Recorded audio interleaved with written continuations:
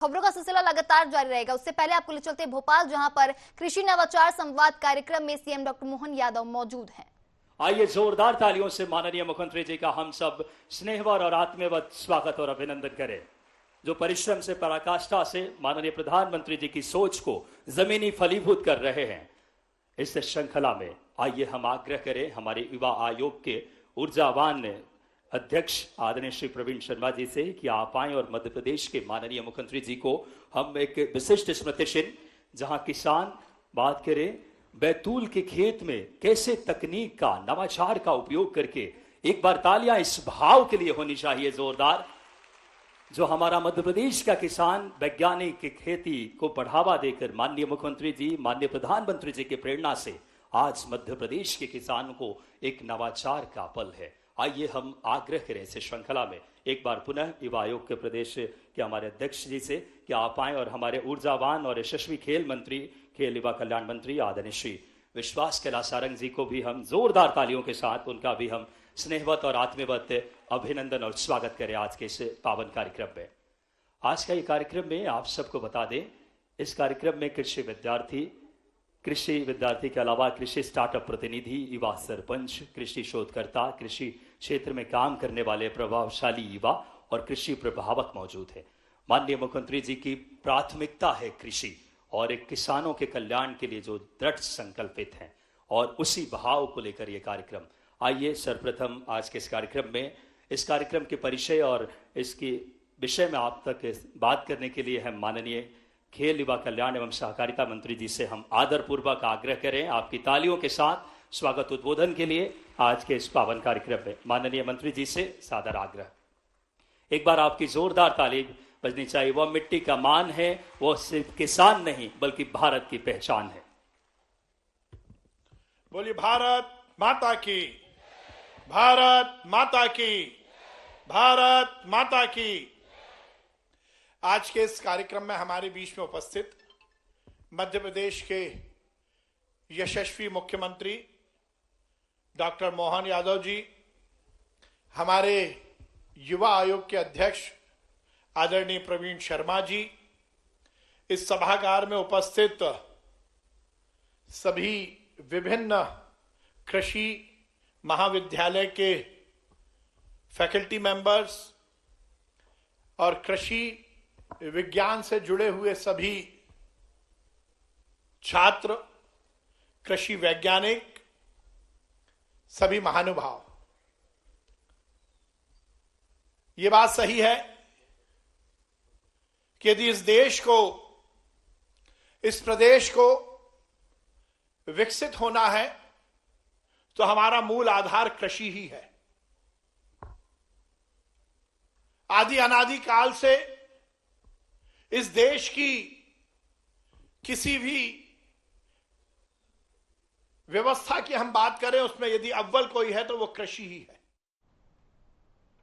तो भोपाल से आप लाइव तस्वीरें देख रहे हैं, जहां पर कृषि नवाचार संवाद कार्यक्रम में सीएम डॉक्टर मोहन यादव मौजूद हैं। आपको बता दें, युवाओं से सीएम डॉक्टर मोहन यादव संवाद करेंगे। रविंद्र भवन में इस कार्यक्रम का आयोजन किया गया है। तो बड़ी खबर है, जहां पर भोपाल से आप लाइव तस्वीरें देख रहे हैं, कृषि नवाचार संवाद कार्यक्रम का आयोजन किया गया है। आग्रह करें एक बार जोरदार तालियों के साथ, आइए हम सब युवाओं के साथ आप एक सार्थक और अनुकरणीय संवाद के लिए सादर निवेदन माननीय मुख्यमंत्री जी से। युवा साथियों से निवेदन है कि संवाद के दौरान आप पूरी बात जरूर आप सुनेंगे और उस दौरान बातचीत नहीं करेंगे। सादर निवेदन माननीय मुख्यमंत्री से। आज के इस युवा संवाद कार्यक्रम में मंच पर विराजमान माननीय मंत्री श्रीमान विश्वास सारंग जी, युवा आयोग के अध्यक्ष माननीय प्रवीण शर्मा जी, प्रदेश के कई अलग अलग जिलों से पधारे आप सब युवा मित्रों का मैं स्वागत करता हूं, अभिनंदन करता हूं। और ये सुखद संयोग भी है और हमारी सरकार की विशेषता भी है। मैं अगर आपसे कोई बात करने के लिए यहाँ अगर बैठा हूं या खड़ा हूं तो हम ये सोच रहे हैं कि हमारे लिए इस कृषि आधारित राज्य में और यशस्वी प्रधानमंत्री के नेतृत्व में हमारे देश की पहचान भी हजारों साल से कृषि प्रधान देश के नाते रही है। ऐसे में इस खेती किसानी के सबसे महत्व के विषय को आज के समय में और ज्यादा समसामयिक है। जब हम अपनी खेती की तरफ देखते हैं, खेती के अंदर की अलग अलग प्रकार की उन्नति की तरफ देखते हैं, भविष्य की तरफ देखते हैं, तो ऐसा लगता है कि थोड़ी देर संवाद करना चाहिए, थोड़ा आनंद आना चाहिए। मुझे भी इस बात की प्रसन्नता है कि मैं कॉलेज में रहा, चुनाव लड़ा, बाद में रहा, आज भी सबसे ज्यादा मजा आता तो खेत पे जाने का आनंद आता, उससे अच्छा कोई आनंद नहीं। अपनी परमात्मा के साथ एक तरह से वो एकाकी मन के भाव से खेतों की लहराती फसल, उसका अपना कण कण जो आनंद देता है, उसकी मस्ती भी है, उसका आनंद भी है। तो मुझे लगा कि जब मैंने आपकी तरफ से विनम्रता से एक धृष्टता करूंगा कि मैंने भी बीएससी की, और बीएससी करने के बाद मेरे मन में सोचता था कि भाई बीएससी किया, मैं खेती किसानी वाले परिवार से आता हूँ, पशुपालन हमारे घर में होता है, लेकिन बीएससी एग्रीकल्चर उज्जैन में नहीं था। अब बड़ा अटपटा भी लगता था कि ये क्या हुआ। जब सरकार बनी उसके पहले जब मैं शिक्षा मंत्री बना तो विक्रम विश्वविद्यालय सहित हमने सारे सरकारी विश्वविद्यालय में भी कृषि संकाय खोल करके ये एग्रीकल्चर के प्रति अपनी प्रतिबद्धता बताने का प्रयास किया कि हमारे बच्चे खेती किसानी के लेकर के ये जो अंदर का भाव है, ये बात सही है कि उसके और मापदंड, उस पर और उन्नति होना चाहिए, वो सब भी होना चाहिए, लेकिन प्राइवेट विश्वविद्यालय वाले तो बीएससी एग्रीकल्चर कराते हैं, लेकिन गवर्नमेंट के नहीं कराते थे। यशस्वी प्रधानमंत्री का जोरदार ताली बजा के अभिनंदन करें श्रीमान नरेंद्र मोदी जी का, जिन्होंने शिक्षा नीति 2020 लागू की, जिसके माध्यम से हमारे विश्वविद्यालय में वो समग्र रूप से विषय जोड़ने की उनने छूट दी, उसका परिणाम भी निकला। तो आज मैं आपसे ऐसे ही अपने परिवार के एक भाई के नाते से बात देख रहे हैं, जहां पर कृषि नवाचार संवाद कार्यक्रम का आयोजन किया गया है, जहां पर युवाओं से सीएम डॉक्टर मोहन यादव संवाद कर रहे हैं। कृषि को लेकर यहां पर चर्चा की जा रही है। आनंद मुझे मालूम, उस पे से हम अपनी बाकी चीजों के साथ बात का ये संवाद चलाना चाहेंगे। तो कहाँ से चालू करेंगे प्रवीण जी? आप में से मन में बात आती हो, कोई बात पूछना हो, तो आप थोड़ा सा मेरे से अपन बात कर सकते हैं। थोड़ा मुख्यमंत्री जी नमस्कार। नमस्कार। मैं हितेशी व्यास, राजमाता विजय राजे सिंधिया कृषि विश्वविद्यालय की छात्रा हूँ जी। आपने खुद खेती की है, खेतों में हल चलाए हैं, तो आपको आपके बचपन के दिन याद आते होंगे, और जब आप खेती करते हैं तो आपके मन में क्या विचार आते हैं? बेटे व्यास जी, बेटी के लिए जोरदार ताली बजा, हमारी छोटी बहन के लिए जिन्होंने एक अच्छा विषय निकाला। आपके ऐसे बोलते हुए अपने वो स्कूल के जीवन के साथ खेती की तरफ पहुंच गया, एकदम जहां पहुंचाना चाहिए था। वो दौर ऐसा था, बैठो आप आराम से। मेरी उज्जैन में नदी के किनारे खेती थी, और खेती में मुझे लगा कि ये जहां हम खेती कर रहे तो पुल भी नहीं था आने जाने के लिए, तो बैल वगैरह भी ले जाना पड़ते, गाय भैंस ले जाना पड़ती, तो बैल भी नदी में डाल दो, अपन भी तीरते हुए कपड़े ऊपर ले लो हाथ। भोपाल से लाइव तस्वीरें देख रहे हैं, जहां पर कृषि नवाचार संवाद कार्यक्रम में सीएम डॉक्टर मोहन यादव मौजूद हैं। बड़ा कठिन दौर भी था, क्योंकि बिजली के ठिकाने नहीं थे, खेती के लिए सिंचाई का समय का कोई सिंचाई के संसाधन बाद में मिलते नहीं थे, तो जो हमारी बरसात की खेती होती थी वो बरसात की खेती से ही काम चलता था। थोड़ा मैं और पढ़ा, जब मैं कॉलेज में आया तो जरूर हमने कहा एक काम करें, नदी से पानी ले लें, लेकिन जहाँ नदी शहर के पास में लगी हुई थी तो बताया कि ये पीने का पानी है। अब हमको तो बहुत दिन तक हमारे और घर वालों को समझ में नहीं आया कि नदी हमारे खेत के किनारे, हमारे खेत प्यासे, लेकिन सरकार पानी नहीं दे रही। कारण क्या? बोले नहीं, ये पानी पीने का है शहर वालों के लिए। मेरे पिताजी भी किसान, उनने बहुत दिन से कहा कि हम तो पहले चड़स चलती थी बैलों से, तो बोले हम खेती कर लेते थे पानी से, लेकिन अब ये नई जमाने का नया समय भाई, तो कुआं बनवाया, कुआं बनवा करके उससे खेती करने के बाद थोड़ा सा सिंचित रकबा चालू किया। ये बात सही है कि अगर उस दौर के समय की याद करें तो ये अपने लिए आज के दौर में ये समसामयिक होगा। मैं आपसे बात इसलिए कर रहा हूं, अभी आज की दशा में मैं केवल ये बताना चाहूंगा कि 2002-03 तक जो सरकार के माध्यम से सिंचित रकबा मध्य प्रदेश में सब मिलाकर हुआ, वो केवल 7.5 लाख हेक्टेयर था। मध्य प्रदेश कब बना? 1956 में। और 2002-03 तक खेती का रकबा था पूरे प्रदेश का मिलाकर 7.5 लाख हेक्टेयर का। जब अपनी सरकार बनी हमारी, तब था 1,44,000 और आज है 1,67,000 हेक्टेयर का। यह अपना वर्तमान का समय है। जरा ताली बजा करके इस बात का एहसास कर सकते। ये 55 साल में केवल 7.5 लाख हेक्टेयर, और आज लगभग 20-22 साल में 1,67,000। और एक बात और बता रहा हूं, ये 5 साल में 100 लाख हेक्टेयर तक ले जाएंगे, 100 लाख हेक्टेयर तक पूरे राज्य के अंदर सिंचाई का रकबा। तो वो जो खेती के दिन से आपने जब सूखी खेती, फिर सिंचित खेती, और खेती में सरकार के योगदान के कारण से पीने के पानी के अभाव में पहले पीने का पानी शहर वालों को मिलेगा, किसान को नहीं मिलेगा। लेकिन अब हमारा प्रयास है हर गांव के खेत तक पानी सिंचाई का पहुंच जाए, ये प्रबंधन सरकार के माध्यम से कर। मुझे लगता है कि मैंने प्रयास किया दोनों बात जोड़ने का। आपकी बात के साथ मेरी खेती के दिन भी याद दिला दिए, और आपके साथ चर्चा करके मुझे इस बात की थोड़ी सी वो दिन की याद भी आ गई, जब हम अपनी सिंचाई के लिए कुआं बनाने गए। कुएं में मोटर लगाना, उसकी कनेक्शन कराना, इतनी आफत थी, बाप रे बाप। कहां से बिजली घर वाले साइकिल से चक्कर लगा लगा के परेशान। तार आपके खुद के खींच के लाओ, क्योंकि वो हर एक कुएं पे तार नहीं देते थे। तो कुएं में जितना खर्चा नहीं आया, उससे ज्यादा बिजली के तार में पैसा लग रहा था। पिताजी पहले बार तो नाराज ही हो गए कि कहाँ चक्कर में पड़ा यार, रहने दे, तो बरसात की खेती कर लेंगे। हमने कहा नहीं यार, जो कुआं आ गया, पानी आ गया, जरा करें इसमें अच्छे से। लेकिन ये वाकई बहुत कठिनाई का दौर था। मैं किसी को दोष नहीं देता हूं, ये मान के चले कि वो खराब समय था। लेकिन आज मोदी जी का समय है, जोरदार ताली बजाओ हमारे सब बच्चों के लिए। बड़े पैमाने पर संभावना मिल रही। बैठे बैठे और किसी को?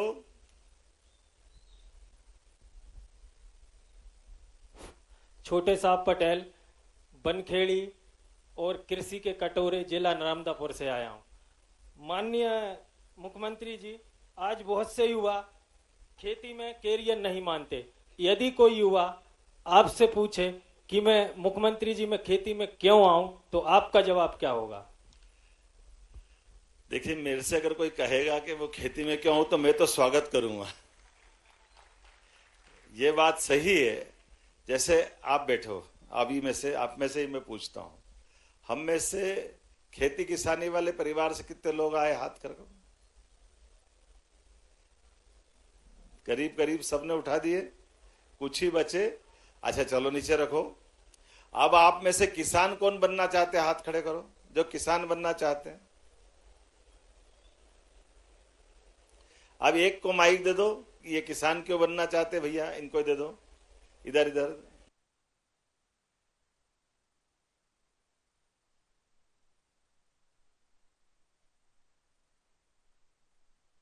बनना चाहते हैं। सर मैं किसान इसलिए बनना चाहता,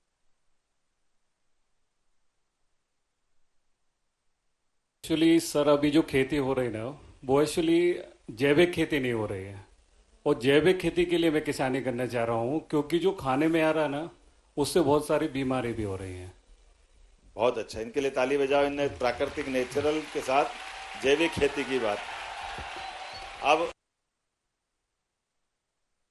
तो भोपाल से लाइव तस्वीरें देख रहे हैं आप, जहां पर युवाओं से सीएम डॉक्टर मोहन यादव सीधा संवाद करें। कृषि को लेकर यहां पर विचार किया जा रहा है, विमर्श किया जा रहा है, इसके साथ चर्चाएं की जा रही हैं। कृषि नवाचार संवाद कार्यक्रम का आयोजन किया गया है। प्राध्यापक हूँ, तो हम लोगों को अगर ये अवसर मिलता है कि हम लोग अगर कृषि क्षेत्र में आए एज अ किसान, जैसा कि आपने कहा, तो हम लोगों के आने से एक तो जो युवा वर्ग है उसमें एक अलग ही मैसेज जाएगा कि नहीं, पढ़ के भी जो है, ये प्रोफेसर भी खेती करते हैं। जी ताली बजाओ सर के लिए, बहुत अच्छी बात है। आप करते हैं खेती भी? जी सर। कहाँ है खेती? सर हमारी खेती यूपी में, अयोध्या में है। मैं अयोध्या का रहने वाला हूँ। अरे वाह, बोलो प्रभु जय श्री राम। जय श्री राम।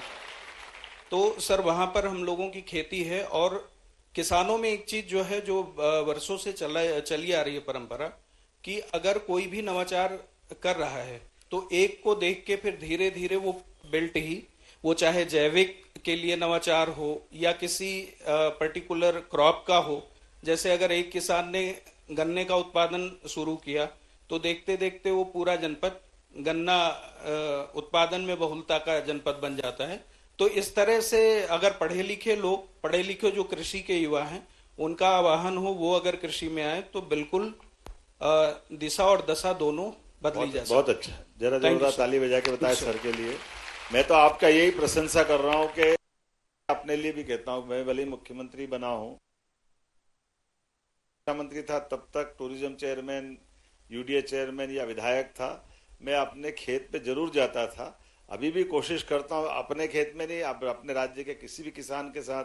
अभी मैं बैतूल जिले में गया था तो धान बोने का समय था, सुबह सुबह जहां मैं रेस्ट हाउस में रुका हुआ था, ऐसे ही लगा कि बारिश होने वाली और ये बोनी का सीजन है।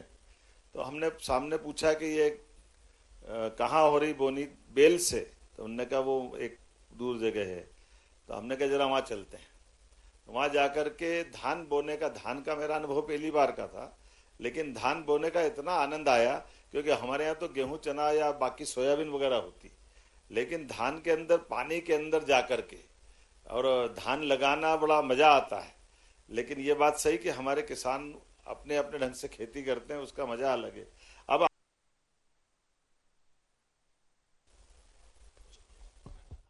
जहां पर कृषि नवाचार संवाद कार्यक्रम का आयोजन किया गया है, जहां पर युवाओं से सीएम डॉक्टर मोहन यादव सीधा संवाद कर रहे हैं। कृषि को लेकर यहां पर विचार विमर्श किया जा रहा है कि किसान बेटी के लिए जोरदार ताली बजा। हम तो पूछते रहेगा और बेटी का क्वेश्चन आ गया।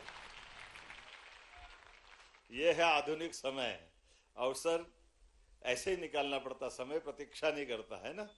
क्या नाम? ऋषिका जैन। ऋषिता, बहुत अच्छा, बताएं।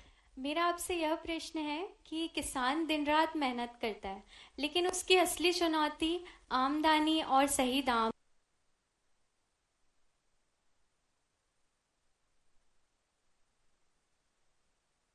कृषि नवाचार संवाद कार्यक्रम का आयोजन किया गया है। युवाओं से सीएम डॉक्टर मोहन यादव संवाद करे, कृषि को लेकर यहाँ पर विचार विमर्श किया जा रहा है।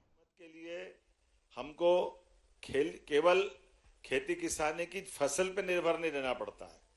खेती किसानी की फसल का एमएसपी पे दाम मिले। माननीय मोदी जी के लिए जोरदार ताली बजाओ, जिन्होंने लगातार प्रयास किया।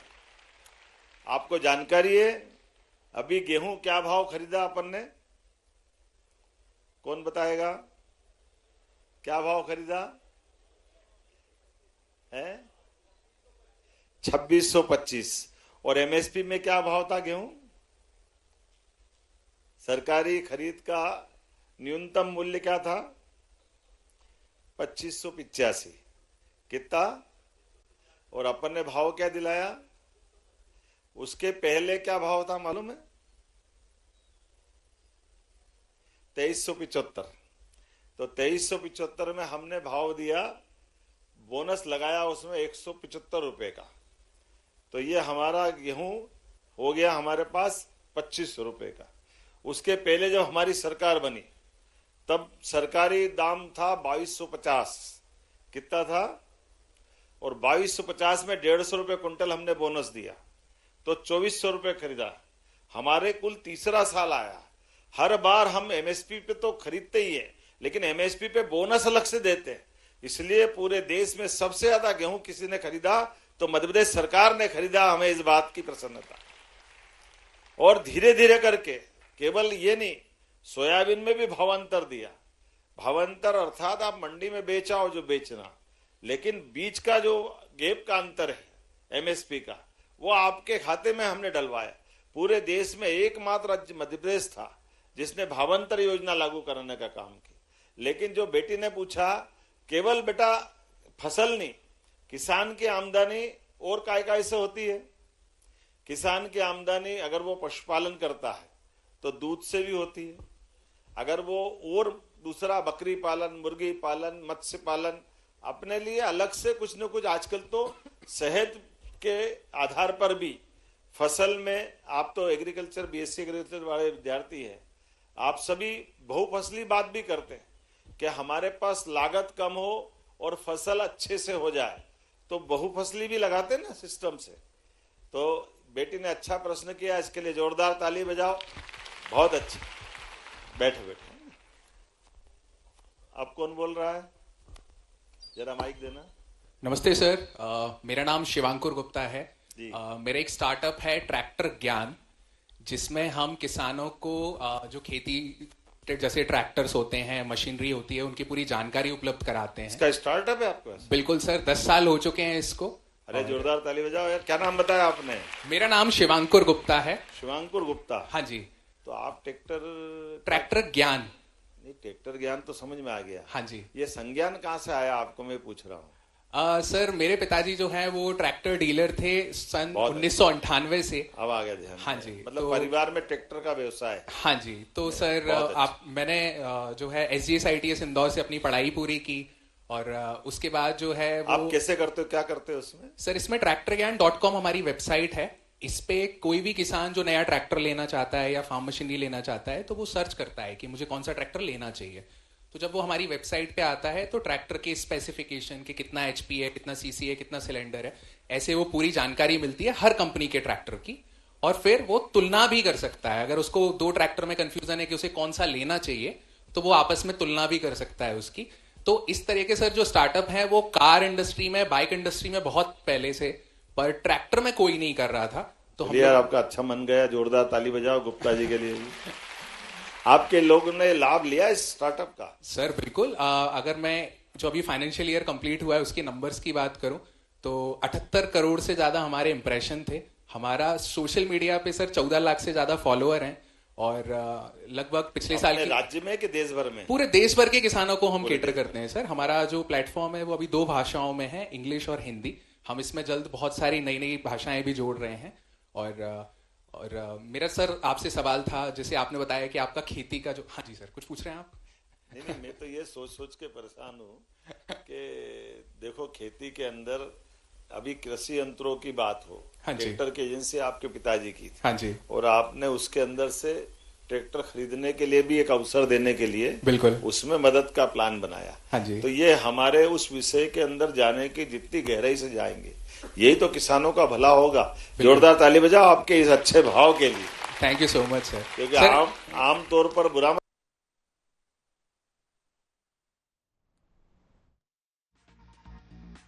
आप देख रहे हैं जहां पर कृषि नवाचार संवाद कार्यक्रम का आयोजन किया गया है।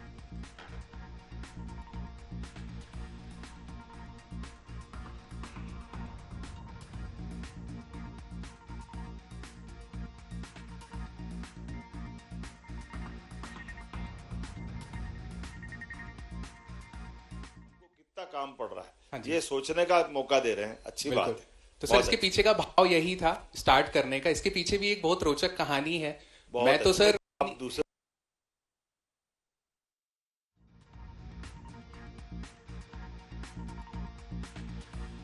तो आने वाले समय में आपको क्या लगता है कि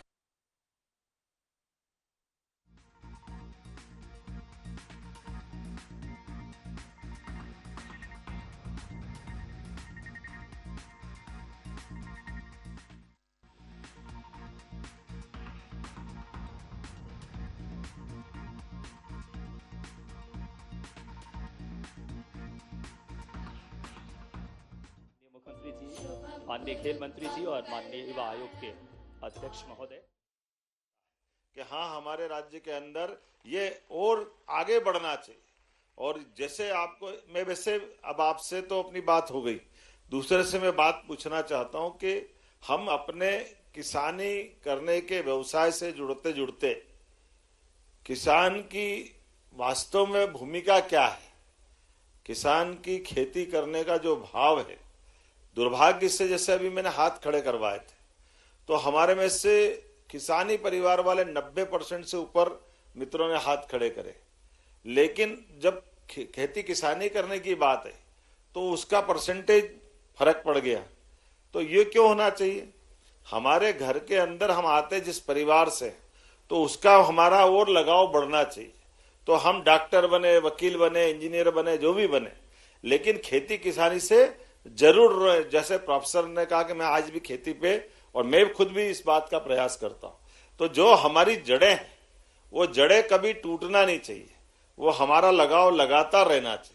और आधुनिक टेक्नोलॉजी से तो अपने बीच में दुनिया के अंदर बहुत जगह ऐसे लोग हैं, हमारे यहाँ तो परमात्मा की दया से 30 इंच से ज्यादा बारिश पूरे प्रदेश में एवरेज होती है, लेकिन इजराइल में कितना बारिश होती है, कौन बताएगा? इजराइल में कितनी बारिश होती है? 4 या 6 इंच होती। और वहां की खेती की क्या हाल है? खेती वहां की बहुत उन्नत, बारिश अपने से 5 गुना कम। तो ये जो कम बारिश में भी ज्यादा बेहतर खेती कर सकते हैं। ये जो वर्तमान का चुनौती का इस पीढ़ी से बात करने का मतलब ही ये है कि हाँ, हम अपने गांव से, अपने खेत से, अपने किसानों के लिए अगर बीएससी एग्रीकल्चर करने आए या कृषि से जुड़े हैं, तो कृषि को हम और कितना लाभ का धंधा बना सकते हैं और लोगों का कितना भला कर सकते हैं, अपना खुद का भी और अपने समाज और देश का भला कर सकते हैं। तो एक तरह से बड़े उद्देश्य के लिए आप लोग शिक्षा ग्रहण करने आए। मैं आपको सबका स्वागत करता हूं, आपका अभिनंदन करता हूं उस नाते से, वाकई आज के इस दौर। और एक तरह से मैं ये भी बताना चाहता हूं कि किसान एकमात्र ऐसा व्यक्ति है जो अपनी खेती के माध्यम से कितने लोगों का भला करता है। इसलिए कहावत चली है, उत्तम खेती, मध्यम व्यापार और नौकरी को सबसे। तो ये जो खेती का मतलब उत्तम खेती, जब खेत में किसान खेती करता है तो कितने प्रकार से वो प्रकृति की भी सेवा करता है। अपने खेत के माध्यम से तमाम प्रकार के जीवाणुओं को, तमाम प्रकार के पोषण करते करते जब क्रॉप लाता घर तक, कितने प्रकार के लोगों का जीवन जुड़ता है। लेकिन कोई बात नहीं, आज के इस अवसर पर अब फिर अपन वापस कहानी आगे बढ़ाते हैं। तो हमारे में से जिनने अच्छी खेती करके कोई प्रयोग किया, ऐसे कौन है जिनने अच्छी खेती की हो? कोई अपने खुद खेती करते हैं और मैंने इस साल उसमें इतना अच्छा प्रॉफिट कमाया कि घर वालों की निगाह में भी बहुत अच्छे हो गए। जरा माइक देना भाई साहब को, जरा क्या नाम है? हेलो, नमस्ते सर, मेरा नाम कार्तिकेय मंडलोई है और मैं इंदौर से आया हूँ। मैंने मशरूम की खेती चालू करी थी 3 साल की। मशरूम की, ठीक है। और जो मेरा इनपुट था वो था 21 लाख और वहां से जो निकाला है वो निकाला हमने 55 लाख रुपीस। तुम तो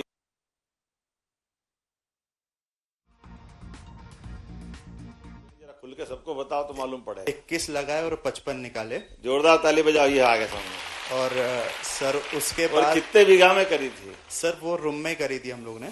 एक पर्टिकुलर रूम में करते हैं। एक कमरे में ही कर ली? एक कमरे में करते हैं। देखो जोरदार ताली बजाओ। 3000 स्क्वायर फीट का था। ये मंडलोई ये बता रहा है कितना अच्छा सर। उसी के बाद हम लोग ने किसानों के लिए एक ही रूफ के नीचे मल्टीपल चीजें चालू करी है, जैसे पर्ल फार्मिंग, मशरूम की खेती, मेडिकल मशरूम की खेती, बी कीपिंग, माइक्रो ग्रीन्स, ताकि हम एक ही जगह पे किसानों को वो ट्रेनिंग दे पाएं।